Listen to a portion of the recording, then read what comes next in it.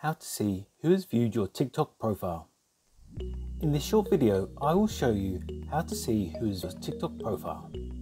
Okay, straight into it. So first, open up the TikTok app and then click on your profile picture in the bottom right corner. Then tap the eye in the top right corner. To enable profile viewers, tap Turn On. Once you have this enabled, you will be able to see who's viewed your profile in the last 30 days when you tap the I button on your profile. Note that you'll only be able to see people here if they also turned on the profile viewers feature. If you enable profile viewers and view someone else's profile who also has this enabled, they will be able to see that you viewed their profile.